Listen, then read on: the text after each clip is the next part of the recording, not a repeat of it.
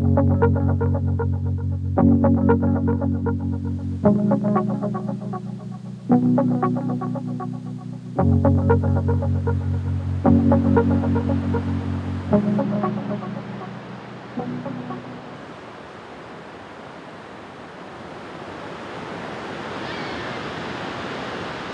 est aux abords de la rivière des Prairies. Tout à côté, il y a la centrale hydroélectrique. C'est un incontournable quand on passe dans le secteur.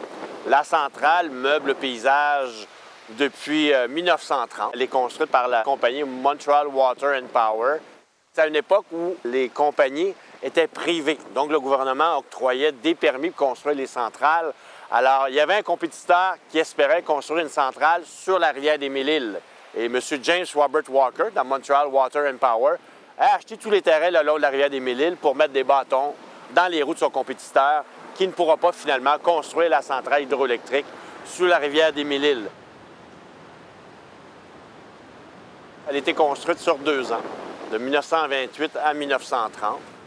La centrale hydroélectrique de la rivière des Prairies, c'est une centrale qu'on appelle au fil de l'eau, une vieille technologie. C'est l'eau qui fait fonctionner les turbines en continu. La centrale n'a pas de réserve, donc c'est des turbines qui fonctionnent constamment.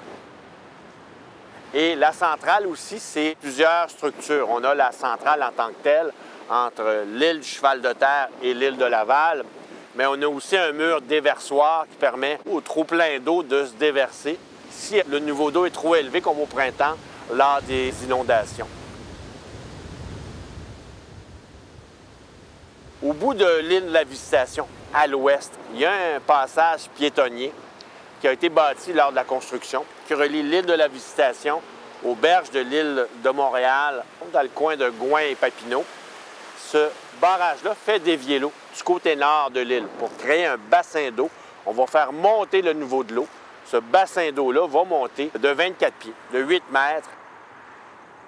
Alors, la transformation de la rivière va être majeure. Vous allez avoir le tiers de l'île de la Visitation qui va passer sous l'eau. Il y avait même des petites îles qui vont disparaître sous l'eau. La centrale hydroélectrique va aussi employer pas loin de 1300 personnes, dont beaucoup d'Italiens, des gens qui arrivent d'Italie, car c'est surtout des gens qui arrivent du milieu rural. Montréal se modernise à l'époque, se donne des infrastructures urbaines.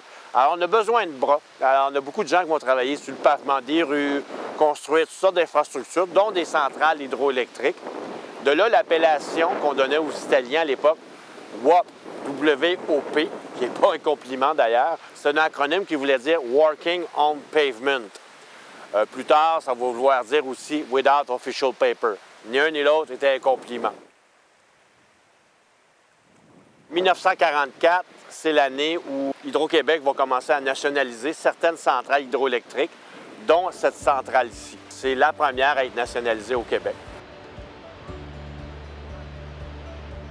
La centrale hydroélectrique, c'est un ouvrage incontournable le long de la rivière des Prairies. C'est un lieu qu'on peut visiter du côté lavallois.